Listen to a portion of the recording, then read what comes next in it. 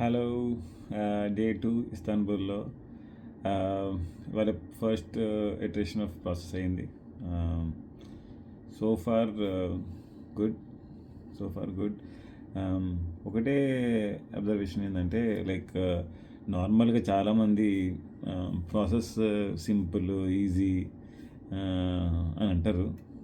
Simple easy అనేది కొంచెం దాన్ని అండర్మైన్ చేసినట్టే. ఎందుకంటే గట్టి వాళ్ళకి ఈ ప్రాసెస్, ఎందుకంటే ఈ ప్రాసెస్ పెయిన్ఫుల్లే.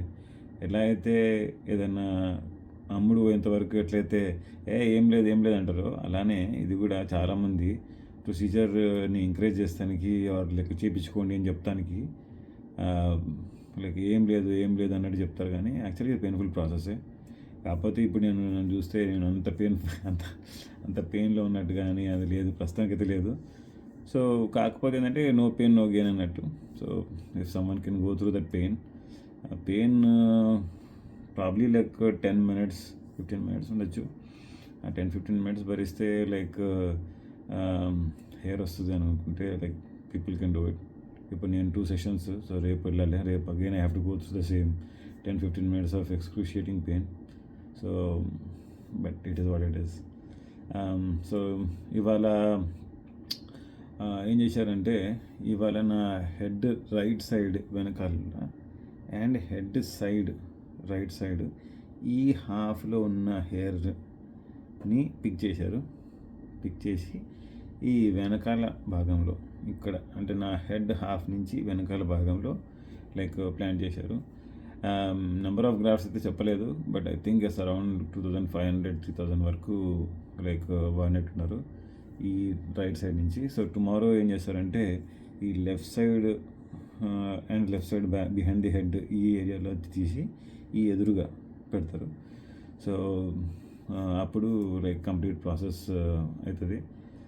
సో నాకు అర్థం కాని ఏంటంటే, ఇవాళ వెళ్తే కన్సల్టేషన్ చెప్పారు ఫస్ట్. ఆ కన్సల్టేషన్లో వాళ్ళు హెయిర్ లైన్ ఒకటి గీసి చూపించారు. లైక్ బాస్ నీకు ఈ హెయిర్ లైన్ అయితే అచీవ్ చేయొచ్చు అన్నట్టు ఒక హెయిర్ లైన్ గీసి చూపించారు.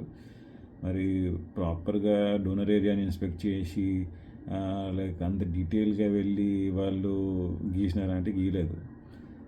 కాకపోతే just based on the face structure, based on the muscle structure అన్నాడు. Based on the face structure muscle structure అని చెప్పి ఒక లైన్ గీశాడు. ఆ లైన్ బట్టి ఓకే ఇంతవరకు అయితే అచీవ్ చేయొచ్చు అని చెప్పాడు. సో ఫస్ట్ కన్సల్టేషన్ అయిపోయింది.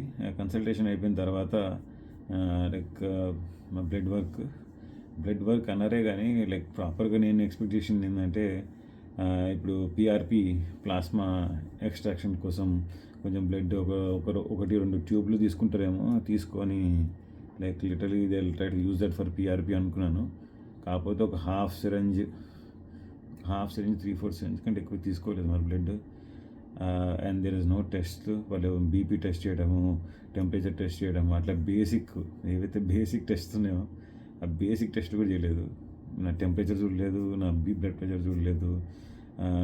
అవి ఏం చూడకుండా డైరెక్ట్గా ప్రాసెస్కి మొదలు పెట్టేశారు. వచ్చేటప్పుడేమో పాస్పోర్ట్ తీసుకునిరా, నువ్వు పాస్పోర్ట్ చూసి మేము చేస్తామన్నాడు. కానీ యాక్చువల్గా పాస్పోర్ట్ కూడా చెక్ చేయలేదు, జస్ట్ పేరు రాసి సైన్ పెట్టమన్నాడు అండ్ రిమైనింగ్ బ్యాలెన్స్ కట్టమన్నాడు. ఆ 3 కట్టేసరికి లైక్ ఓకే లెట్స్ గో అన్నాడు అంతే. సో కొంచెం డిసప్పాయింట్ అయినా, ఎందుకంటే నేను ఏదో వేరే లెవెల్ ఎక్స్పెక్ట్ చేసినాను, అంత లేదు. సో అది మరి అన్ని దగ్గరలో ఎలా చేస్తున్నారా, వీళ్ళు ఎలా చేశారా అనేది నాకు తెలియదు. కాకపోతే ఆ తర్వాత ప్రొసీజర్ స్టార్ట్ అయింది. ప్రొసీజర్ స్టార్ట్ అయిన తర్వాత నార్మల్గా వాళ్ళు పెయిన్ ఎక్కడ వస్తుందంటే 10-15 minutes ఆఫ్ పెయిన్ ఎక్కడ వస్తుందంటే, ఇప్పుడు డోనర్ ఏరియా అని అన్నారు.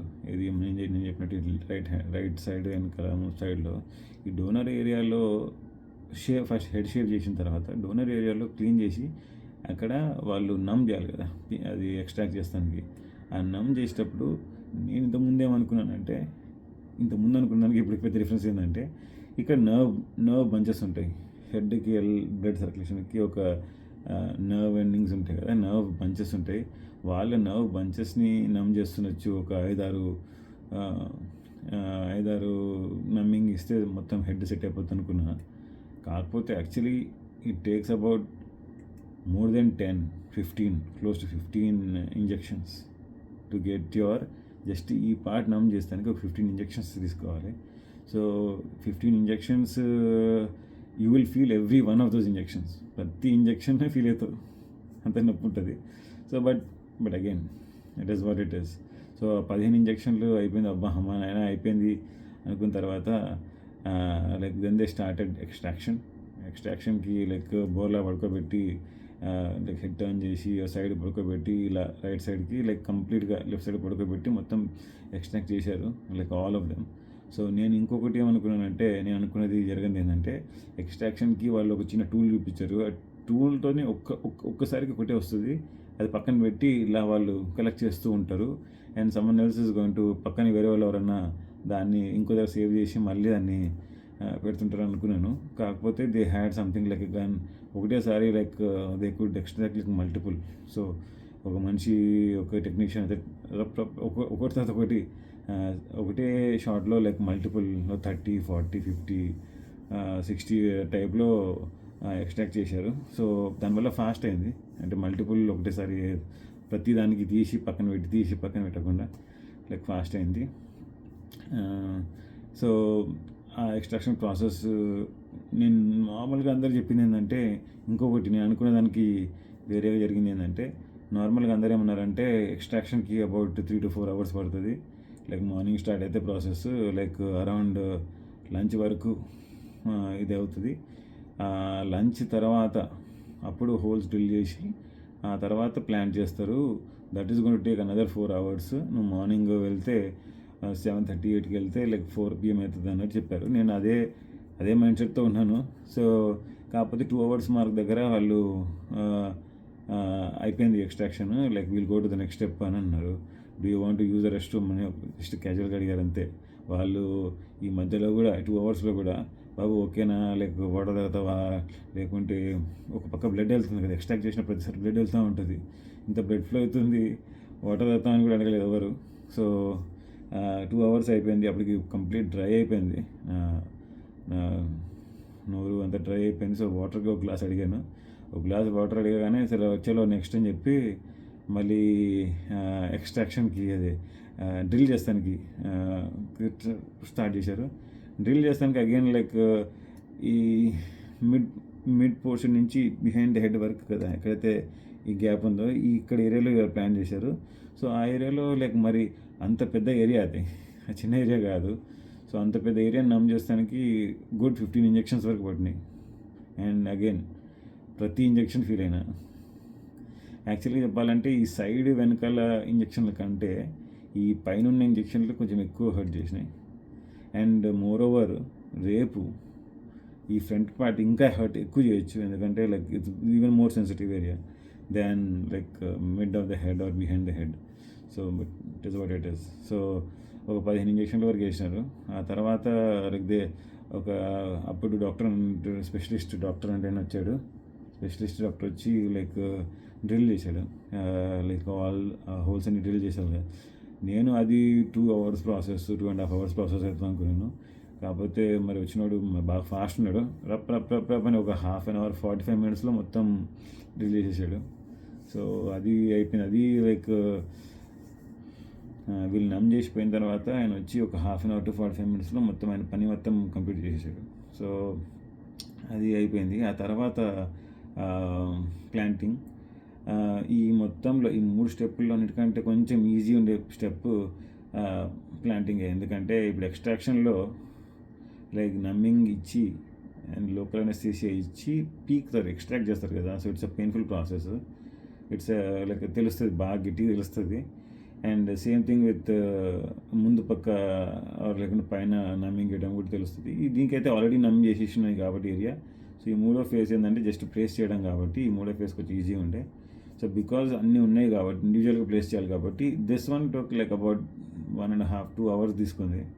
సో మొత్తం ఒక 8:30కి అట్లా స్టార్ట్ అయితే లైక్ 1 o'clock కల్లా లైక్ పంపించి లైక్ అయిపోయింది. ఆ తర్వాత నార్మల్ లంచ్ ఇది మధ్యలో అన్నారు, అట్లేం లేదు. లాస్ట్కి లంచ్ తింటావా అని అడిగారు, జస్ట్ ఫార్మాలిటీగా.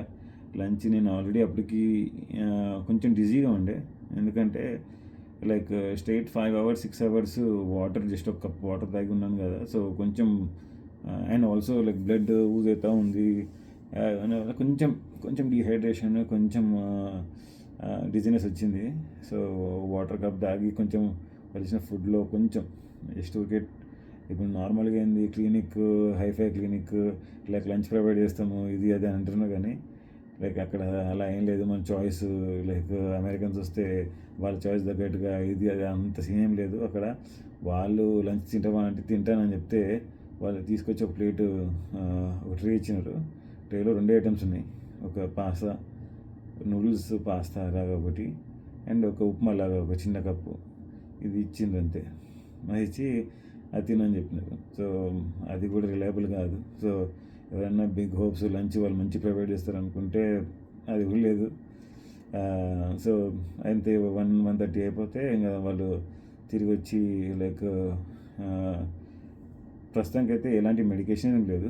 బట్ జస్ట్ హోటల్లో షీట్స్ కవర్ చేస్తానికి కొంచెం జస్ట్ ఒక షీట్స్ కవర్ లాగా ఇచ్చారు. జస్ట్ పిల్లోస్ అన్నింటినీ కవర్ చేసుకో, అండ్ ఒక నెక్ పిల్లో ఇచ్చారు. నెక్ పిల్లో వాడు, ఎందుకంటే ఇప్పుడు ఈ ఏరియా అంతా లైక్ బాగా పచ్చిగా ఉంది. సో ఇది టచ్ అవ్వకూడదు. ఇది టచ్ అవ్వకుండా ఎలానో పడుకోవచ్చు. ఆ టచ్ అవ్వకుండా పడుకోవాలంటే only way sit and sleep. So ఆ సిట్ అండ్ స్లీప్కే ఏర్పాటు చేసినా కొంచెం వర్కౌట్ అవ్వట్లేదు. చేస్తా, ఇంకా టైం ఉంది, ఫిగర్ అవుట్ చేస్తా, ఏదో ఒకటి ఫిగర్ అవుట్ చేస్తా. Try to find a comfortable position. First day ఎంతవరకే. సో సెకండ్ డే కూడా ఎగ్జాక్ట్ సేమ్ ఉండబోతుంది. లైక్ అండ్ మార్నింగ్ వీళ్ళు కాంప్లిమెంటరీ బ్రేక్ఫాస్ట్ అన్నారు. కాంప్లిమెంటరీ బ్రేక్ఫాస్ట్ కూడా ఉత్త బోగస్. అది కూడా అంత ఇంట్రెస్టింగ్గా ఏం లేదు. సో అక్కడ ఇప్పుడు ఎలా ఉందంటే, ఇప్పుడు నేను కాఫీ తాగకూడదు, కెఫీన్ తాగకూడదు అన్నారు. కాఫీ, టీలు తాగకూడదు. సో వీళ్ళ దగ్గర 5 రకాల కాఫీలు, టీలు ఉండొచ్చు, దాన్ని నాకు పనికిరాదు. అండ్ నార్మల్గా చీజులు, చాలామంది చీజులు ఉన్నాయి, 10 రకాల చీజులు ఉన్నాయి. 10 రకాల చీజులు అనేది తినాం. సో నార్మల్గా fruits and regular breakfast like toast, croissant and scrambled egg, అట్లా ఏదైనా జస్ట్ స్టాండర్డ్ తినచ్చు. స్టాండర్డ్ తింటే like it's just like another. ఇప్పుడు మామూలుగా ఇక్కడ లోకల్గా డేజిన్లోనో, అమెరికాలో డేజిన్లోకి వెళ్తే ఇచ్చే మా కాంప్లిమెంటరీ బ్రేక్ఫాస్ట్ అంత కూడా లేదు యాక్చువల్గా చెప్పాలంటే. సో అది 5-star హోటల్ కాంప్లిమెంటరీ బ్రేక్ఫాస్ట్ అంత బ్లఫ్ అది. సో అది కూడా బ్లఫే. ఇప్పుడు రెస్ట్ ఆఫ్ ద డే ఏం తినాలో ఫిగర్ అవుట్ చేసుకోవాలి, రూమ్ సర్వీస్ ఆర్డర్ చేసుకోవాలి. అంతే. That is it for day 2. ఈరోజు రాత్రి చూడాలి మరి. ఇన్ని కండిషన్స్ కూర్చొని దొరకడం అలవాట్లేదు. సో దీంతో ఏమవుతుందా, ఎట్లవుతుందా అనేది నేను రేపు అప్డేట్ ఇస్తాను. ఓకే.